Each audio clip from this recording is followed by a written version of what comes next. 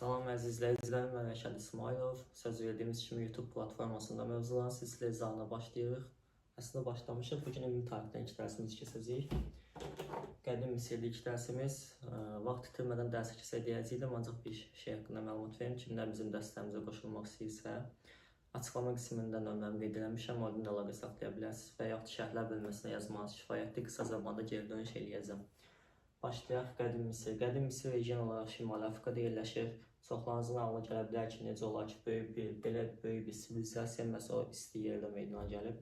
Yəni, bu çox çətin görsənən bir şeydir. Nəzərə alsaq ki, dünyanın ən isti regionu olan Sahara səhrasında məhz orada yerləşir.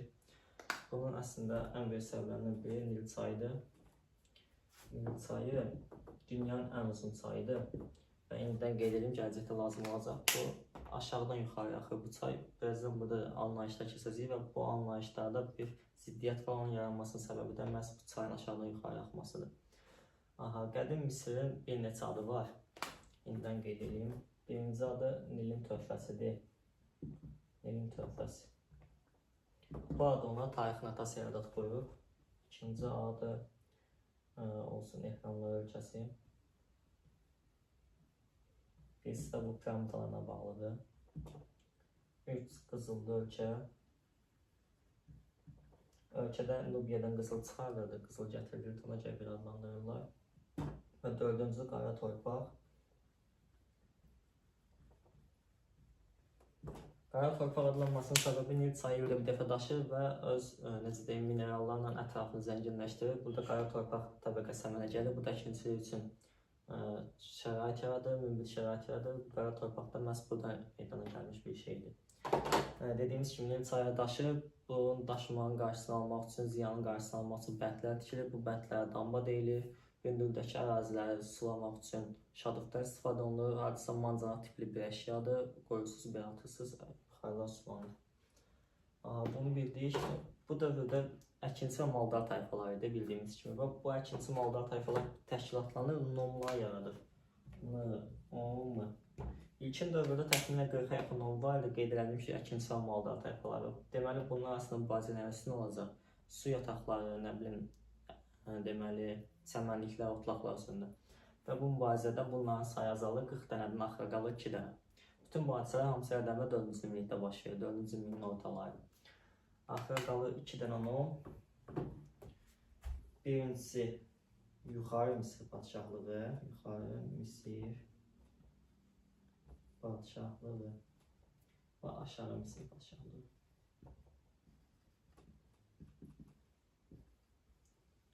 Bunu da bir səbəbini qeyd edim. Yuxarı məhz cənubda adlanmasının səbəbi çayın cənubdan şimala axmasıdır. Yadda qaldı. Bu Nil çayı hadisə başlanğıcını götürür Efiopiya Sudan tərəfdən, gedir buradan Misirə və Misirdən Araq dənizinə tökülür. Oradan töküldüyü hissədə delta, Giza deltası adlanır. Bunlar arasındakı mübarizə 4-cü minilliyin sonunda bitir. Hətta bu il qəbula düşmüşdü bu sual. Sual verilib ki, aşağı Misirlə yuxarı Misirin yeri döyüşür. Səbəb nədir? Vahid Misir dövlətini yaratmaq uğrunda. Qalib gələn tərəf yuxarı Misir padşahlığıdır. Misirin bilinən ilk hökmdarı da buradan yazım Mina. Mina, Misirin ilk hökmdarı. Necə yanınızda saxlayırsınız, hər birini yanınızda saxlayır, sonrasında mən qarışıqlar. Misirin ən birinci paytaxtı, xəritəsini seçdim. Daha yaxşı olar, Memphisdir. Memphis ölkənin şimalında yerləşir. İndi xəritəni çəkib daha yaxşı göstərməyə çalışacağım, bu yadınızda qalsın hər şey.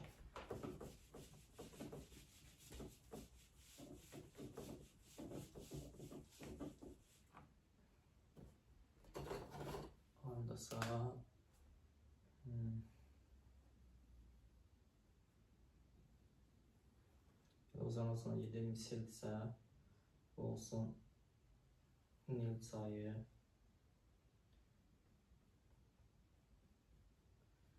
Baxın, bu olsun ikinci paytaxt. Birinci paytaxt burada da Memphis, şimalda. İkinci paytaxtları Fif şəhər. Dövlət nə vaxt yaranmışdı? Əvvəl 4-cü minillik ikinci yarısı. Deməli, Memphis nə vaxt paytaxt olur? Əvvəl 4-cü minillik. Fif isə əvvəldən əvvəl 2-ci minillikdə paytaxt olub. Bura niye etiketlədim? Etiketlədim, yox, qeyd elədim daha doğrusu. Bura Giza ehramlı ərazidir. Giza. Həm paytaxt burada yerləşir, həm də o məşhur piramidalar hamısı burada yerləşir və buradan da Nil çayı Aralıq dənizinə tökülür. Aralıq dənizi. Buradan belə geçsək. Bu tərəfdə Aralıq dənizi şərqidir, Suriya, Finikiya, Fələstin və s. Qızıllı ölkə yazmışdır. Dediyi ölkə qızıl gətirilir. Qızıl hardan gətirilir? Bu hardasa buzlamadan gətirilir. Burada adlanılan Nubiya. Nubiyaların yadınızda qaldı. Baxın, piramidalar dedi, paytaxt dedi. Yəni ilk paytaxtdan söhbət edir. Ağılca gəlsin ölkənin şimalı. İkinci paytaxt Firt, ölkənin mərkəzi. Bu Nubiyada qızıl gətirilən hissə. Hissədə burada qızıl yazım, göz yaddaşından yadınızda qalsın. Qızıl. Ümid edirəm bu qədər şey aydındır. Biraz da quruluşla bağlı danışım. Misir də bildiyimiz quldar dövlətlərdəndir. Neçə ildən əvvəl dediyimiz kimi bütün dövlətlər quldardır. Ölkəni kim idarə edir? Firon. Firon məhdud yox, qeyri-məhdud hakimiyyətə malikdir. Yəni onun heç kim hakimiyyətini məhdudlaşdıra bilmir. Sözün mənasında çətin çəkən uşaqları ona görə belə qeyd elədim.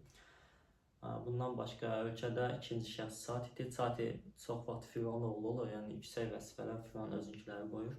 Onun 4 dənə vəzifəsi var. Təsərrüfatdır, məhkəmədir, xəzinədir və Firon dəftərxanasına nəzarətdir. Bu 4 dənə səzbəlliyin çünki sual düşür bundan bağlı.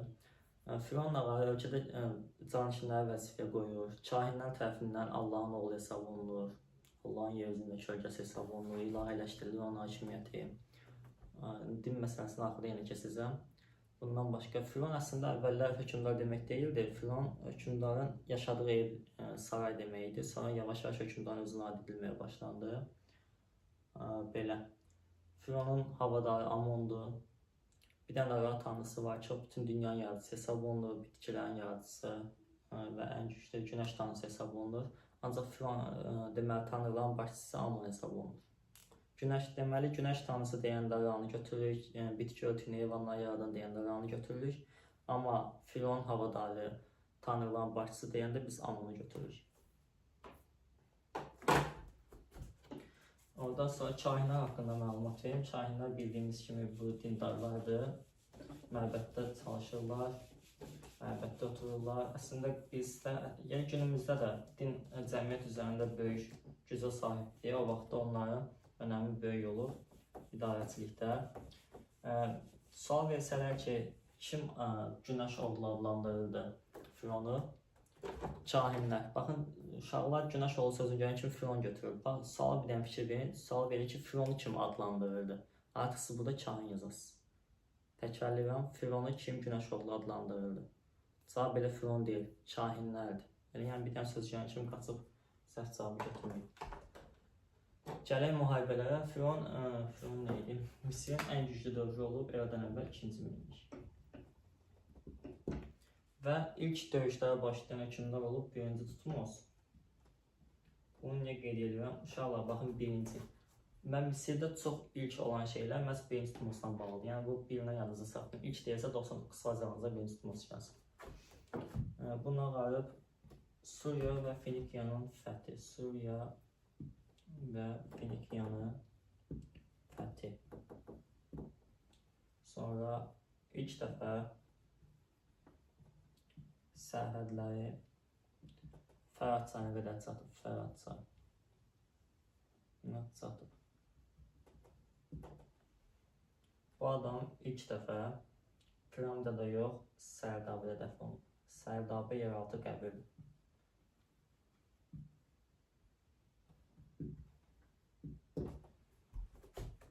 Sonra Nubiyanın fəthidir.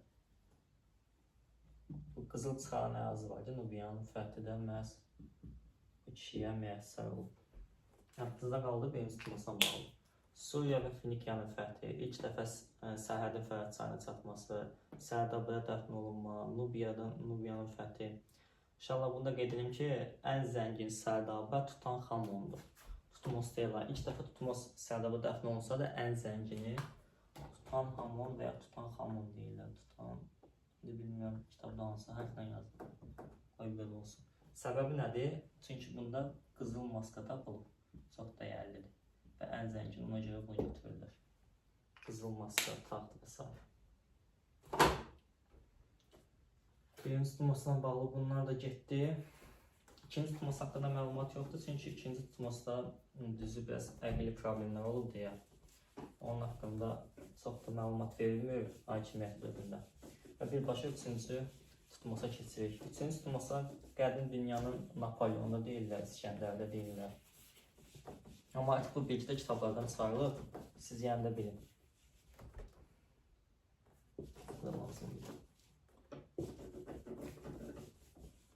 Gələk üçüncü tutmasa.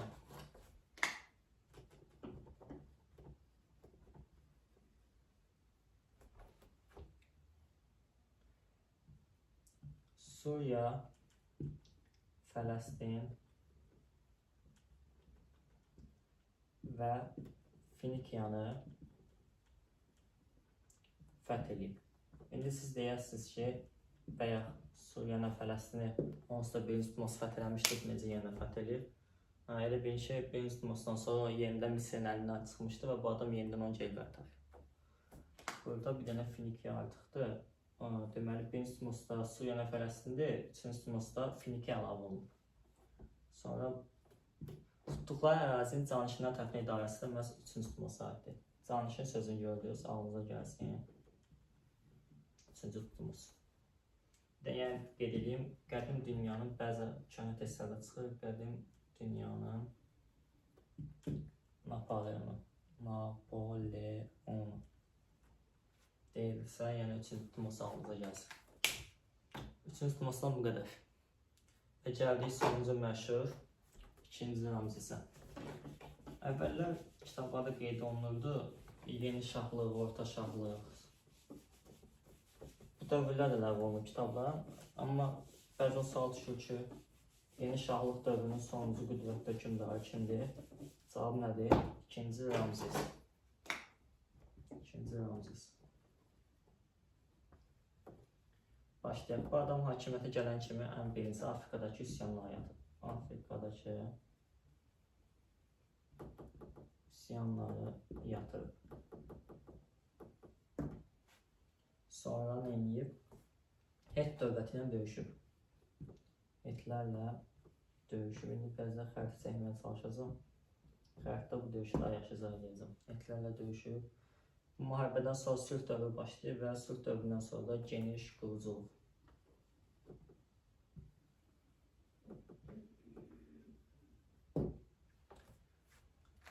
Bununla indi ətraflı danışacağım, buna keçim. Geniş quruculuq deməli müharibədən sonra sülh dövrüdür və onsuz da Misirin geniş imkanları var.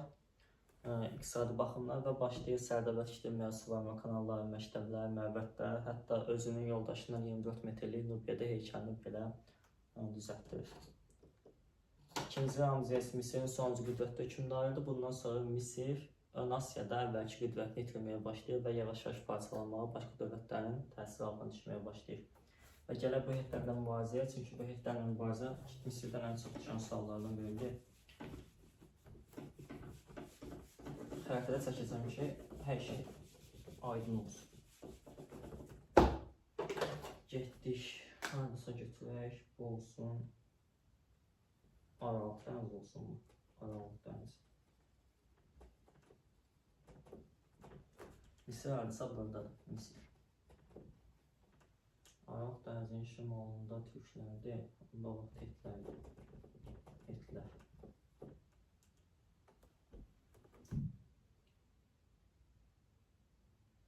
Suriyadır. Suriya belə bir dövlət götürsək, biz böyük çəkdirik.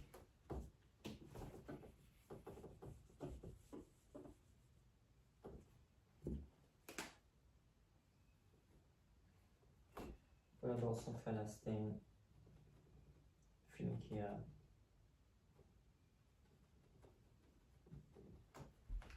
Deməli, ikinci Ramzes qalxıb buradan döyüşə gəlir. Buranı tutması və hitlərdən burada toqquşurlar. Aha, bu müharibənin nəticəsində Suriya ikiyə bölünür. Şimalı və cənubi. Bu müharibənin əslində çox da məlumat verilmir. Sadəcə yazıb döyüş arabalarından falan istifadə olunur. Yəni bunlar da çox da ciddi bir şeylər deyil. Əsas məsələ burada bağlanan sülh müqaviləsidir. Bu bağlanan sülh müqaviləsi dünyadakı sülh müqaviləsi sayılır. Kadeş müqaviləsi. Qeyd edeyim, Kadeş şəhərində imzalanıb deyə Kadeş müqaviləsi. Eradan əvvəl 1286-cı ilə aiddir. Dünyada ilk sülh müqaviləsi bu sayılır. Sülh müqaviləsi şərtlərinə görə Fələstin, Finikiya və Cənubi Suriya Misirdə qalır. Baxın bu ərazilər. Bir dənə Şimali Suriya qalır Hitlərdə.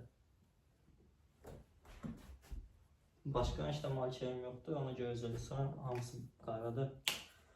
Burada nə qeyd eləmək istəyirəm? Bəzən testlərdə yazılır ki, Kadeş müqaviləsinə aiddir. Fələstin, Finikiyanın Misirdə qalması. Uşaqlar hamısının alını Suriya qalıb deyə elə bilirlər ki, belə bir söhbət yoxdur orada. Və ona görə bu cavabı götürməyə gedib səhv cavabı götürürlər. Amma yadınızda qalsın, bu müqavilənin şərtlərinə görə məhz Fələstin, Finikiya da Misirdə qalır. Bunu yaddan çıxartmayın. Fələstin, Finikiya, bir də Cənubi Suriya. Şimali Suriya yazılır, siz açdırma olsun. Şimali Suriya qalır şimalı, yəni Hitlərdə. Misir cənubdan gəlirsə, Suriyanın cənubu olmaları da şimal olmaz. Siz də Misirə Suriyanın yuxarısını vermək daha məntiqlidir, yoxsa aşağısını vermək. Adam aşağıdan gəldi onsuz. Məncə artıq hər şey aydındır, bu məsələ də həll oldu. Dediyim kimi, bu Misirin sonuncu müddət hökmdarıdır. Bundan sonra Misir zəifləyir. Xüsusən də Eradan və 1-ci minin əvvəllərində və ərazi itirməyə başlayır. Tez-tez hökmdarlar dəyişir və Misir parçalanır. Neysə keçirik Misirin işğalına.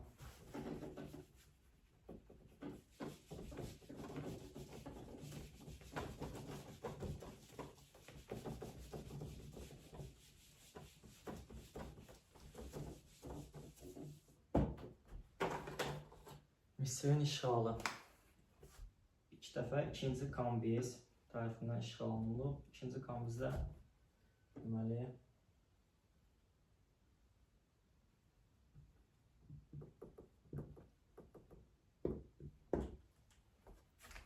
Əhəməni hökmdarıdır 2-ci Kambizdə. Döyüş olub Eradan əvvəl 525-ci ildə. Döyüşün adı Pelusiya döyüşüdür. Pelusiya döyüşü. Mənası Misirin möhrü deməkdir. Misirin şimalındadır, girişidir. Girişində yerləşən. Bu döyüş haqqında maraqlı məlumat verim. Misirlər bilirsiniz də çox tanrılı dinə sitayiş edirlər. Ondan sonra bütpərəstlər, pişiklərə falan inanırlar. Təzrat 102 nasıl baxsınız, ümumiyyətlə Misir dərsində 90% öyrənəsiniz. Məhz bu döyüşdə də Əhəmənilər əsgərlərin əlinə hərəsində pişiyi götürmüşlər və Misir ordusu da pişiyə sitayiş edir deyə pişiyə qarşı döyüşənmirlər, silaha qoyurlar, yəni təslim olurlar. Yəni adamlar bir dənə pişik vasitəsilə Misir ordusunu məğlub edirlər, Misir işğal edirlər. Bununla da Misirdən müstəqil dövlətçiliyə son qoyulur və yaxud yazırlar ki, Misirdə bir də yerli əhalinin içərisində hökmdar seçilməli, yerli əhalinin hakimiyyətinə son qoyulur. Bu kimi ifadələr falan görürüz. Ağlınıza bir dənə şey gəlsin. Eradan və 525 Pelusiya döyüşü. Ancaq bundan sonra biz Əhəmənilər kimi məğlub eləyir. Eradan və 32-ci ildə Makedoniyalı İskəndər. İskəndər Misiri müqavimətsiz tutur. Onu Misirin Fironu elan edir kahinlər. Deyirlər ki, sən tanırsan, sən Fironsan. Ondan sonra İskəndər Misirdə İskəndəriyə şəhər var, oranı saldırır, orada mayak falan saldırır. Bunun tarixlərini digər mövzuna keçəcəyik. Orada hətta məşhur kitabxanada saldırır bu adam. Dünyada məhz İskəndər adında çoxlu şəhərlər saldırır öz adından bağlı. Amma içlərindən məşhur məhz Misirdəki şəhərdir. İskəndər bildi və Eradan əvvəl 30-cu ildə də buranı Roma işğal edir. Oktavian Avqust, yanında yazım Avqust. Bu Avqust ayda məhz onun şərəfinə adlandırılır. 31-ci ildə Akçi döyüş olur bu Avqustla Antoni arasında və Avqust qalib gəlir, bir il sonra Misiri tutur. Bu da Misirin işğalı. Yalnızca saxlayın ki, ilk dəfə işğal deyəndə 525 Pelusiya döyüşü, Əhəmənilər tərəfindən işğalı və Misirin müstəqilliyinə son qoyulması deyəndə məhz bu ağlınıza gəlsin. İskəndərdən sonra burada Ptolemeyos hakimiyyət gəlir. O da baxıram ki, son zamanlar onu kitabdan çıxarıldı. Ona görə baxda sizə məlumat vermiyorum.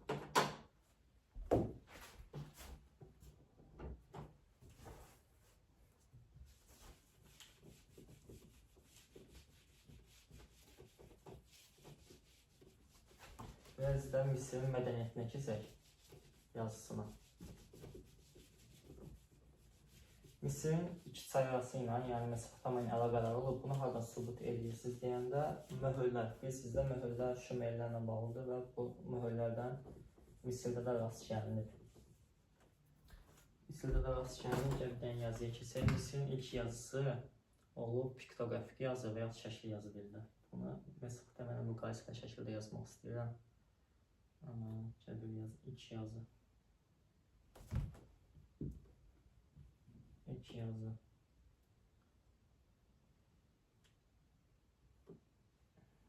Misir.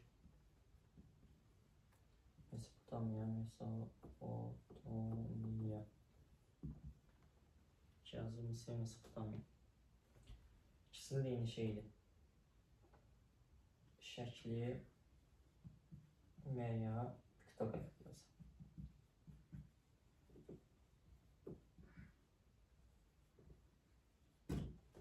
Ve ikisinin de eyni dövrdedir. Eradan əvvəl 4-cü minilliyin sonları.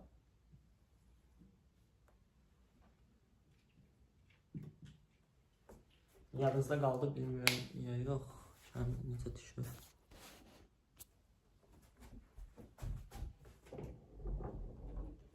Deməli, həm Misirdə, həm də Mesopotamiyada ilk yazı eyni vaxtda Eradan əvvəl 4-cü minilliyin sonlarında yaranıb. Adı da eynidir. Şəkli və ya piktografi yazı. Bunu Azərbaycan dilində ətraflı keçərsiniz. Şəkli yazı niyə şəklidir? Çünki nə istəyəndə onun şəklini çəkilir. Alma istəyəm, alma şəkli çəkirəm, qabılmış başa düşür ki, mən nə istəyirəm. Belə. Ancaq sonra 3-cü minillikdə bunlar özlərinə fərqli yazılar yaradırlar. Məsələn, Misirdə yaradılan yazının adı nə olur? Hieroglif. Bundakını da bilirsiniz, mixi yazı. Niyə mixi? Çünki mix mismar formalı yazılar olduğuna görə. Gələk hieroglifə. Hieroglif müqəddəs işarə deyirlər. Təxminən 750 dənə işarə var. Burada müqəddəs işarələr. Hər bir hərfin öz işarəsi var. Hətta rəqəmləri də işarələyə bilirdilər. Bilirsə 1 milyon işarəsi əlini göyə qaldırmış bir adam şəkli idi. Yəni o qədər böyük olduğunu göstərməyə çalışırdı rəqəmi. Bundan başqa Misir yazısını oxuya bilən adam kimdir? Şampollion Fransız alimidir. 1822-ci ildə Misir yazısını oxuya bilmişdir. Şampollion. Ola bilsin adını da hərf səhv elədim. Şampollion. Rosetta daşında. Daşın adı Rosetta. Orada Kleopatra və Ptolemy sözlərini oxuya bilmişdi. 1822-ci ildə Şampollion Rosetta daşında.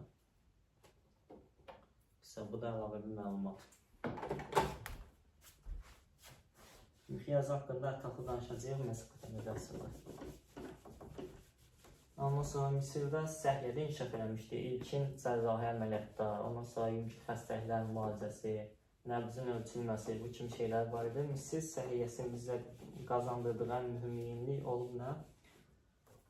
Deməli, mumyalama. Mumyalama bilirsiniz də, ölünü mumyalayırlar və o çürümür. Hətta bu dəqiqə Leninin özü də mumyalanmış vəziyyətdə saxlanılır. Essenin qurutusunu. Biraz da piramidlardan danışın. Bəyək piramid olan yerini göstərdim, Giza ərazisindədir. İlk piramidə aiddir. Zosera. 60 metr. İlk pilləkən var piramida. Sonra ən çox Xeops yazırlar. Xeops. Yaxud Xufu 140 metr. Şu 147 metr. Dünyanın 7 möcüzəsindən biri. Möcüzə yazım. Möcüzə haradasa 3000 il dünyanın ən böyük tikilisi məhz bu olub. Xufu elə indi öz əzəmətini qoruyur. Sonra dediyim kimi tutulması dövründən artıq piramidalar olunur, keçilir. Sərdabədələrə, ilk sərdabə, ben yazım. Birinci tutulması. İlk sərdabə. Desəz ki, niyə piramidadan sərdabəyə keçdilər? Birisi də piramidaların çoxu qızıl, zəngin əşyanı doludu, oğurluq falan baş verirdi. Ona görə piramidalar çox təhlükəsiz deyildi bu baxımdan. Keçdilər sərdabəyə, bu da təhlükəsiz idi, oğurlanmasın deyə. Və birinci Tutanhamon yazmalıdır. Ən zəngin sərdabə. Sərdabe. O da dediyim kimi qızıl maskaya görə. Ümid edirəm bunlar da yadda qaldı. Aha, bir dənə Obelixlər deyim. Bu kitaba təzə yazdım. Mən abituriyent olan vaxt belə bir şey yox idi. Obelixlər. Obelix hadisə belə bir şeydir. Aşağısı düzgər, üstü elə piramidə oxşayır iti. Bu freonların şərəfinə tikilirdi. Freonlar bunlar vasitəsilə bu dünyadan başqa dünyaya gedib gələ bilir. Tikilməsi məqsədi buydu. Sonralar bunları ovladılar Avropa ölkələri, xüsusən İngilislər və Avropaya daşındı Obelixlər. Piramidaların qabağında yəqin ki görürsünüz Sfinks var. İnsan başlı şir bədənli tikilidir. Dəhşətli atası adlanır. Piramida yatan freonların ruhlarının qorunması məqsədi ilə orada qoyulub. Yəni təhlükəsizlik bağlanıb. Elə düşünürlər, misellər. Sfinkslə bildik. Bitdi bu da.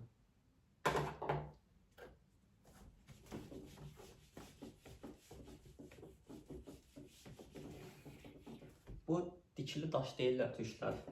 Qutlar varsa, baxanlar varsa orada kişinin adı nə idi? Baron var idi, Karahanlı. Öldürülür, daşın dibinə atılır. Əslində bu həmən daşdır. Dedim ya, Avropalı olub, dünyanın çox ölkəsinə dağılıb. O çox ölkədən biri də məhz Türkiyədir. Avropada daha çox da Türkiyədə də bu İstanbuldadır.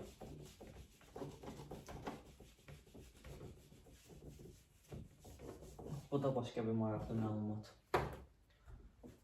Deməli, yazını qutardıq, təhsildən danışaq. Misirdə təhsil daha çox məbədlərdə keçirildi. Müəllimlərdə daha çox kahinlər idi, dəftərxana işçiləri və s.